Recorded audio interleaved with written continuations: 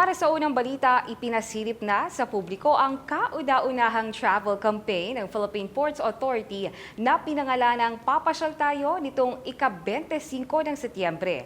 Ang Papasyal Tayo campaign ay pagpapakita ng mayamang kultura at magagandang destinasyon na maaring puntahan gamit ang modernong pasilidad ng pantalad at mga barko na magbibigay ginhawa sa ating mga turista. Si Paolo Salamatin para sa kabuuang detalye.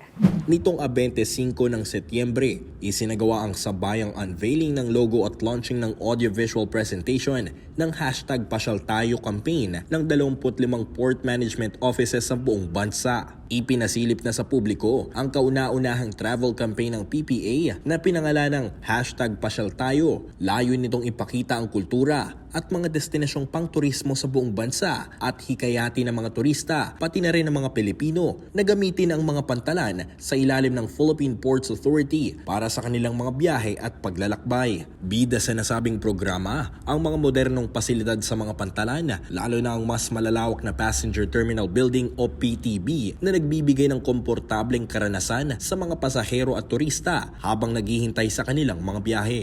Kung dati-rati ay hindi masyadong marami ang pumipili ng barko bilang mode of transportation, ngayon isa na ito sa tinatangkilik ng mga turista bilang pangunahing paraan para makapaglakbay. Samantala, nagpakita naman ng kani-kanilang talento ang port management offices sa iba't ibang lugar bilang kanilang pagsuporta sa #Pasyal Tayo campaign. Bukod sa nasabing programa, nagkaroon din ng iba't ibang aktibidad kagaya na lamang ng sing and dance portion ng Lakbay Pinas, pamamahagi ng souvenirs tulad na lamang ng keychain at pamaypay, libreng pandesal at kape, film showing at health kit na nagbigay aliw, kasiyahan at kaginhawaan sa mga turista at biyahero sa pantalan. Sa kabuuan, ang #Pasyal Tayo campaign ay isang magandang halimbawa na maaring gamitin sa mga pantalan at sasakyang pandagat para sa lokal na paglalakbay at turismo. Tiyak naman na magdudulot ito ng positibong epekto sa ekonomiya, kultura at kalikasan ng bansa habang nagbibigay ng alternatibong paraan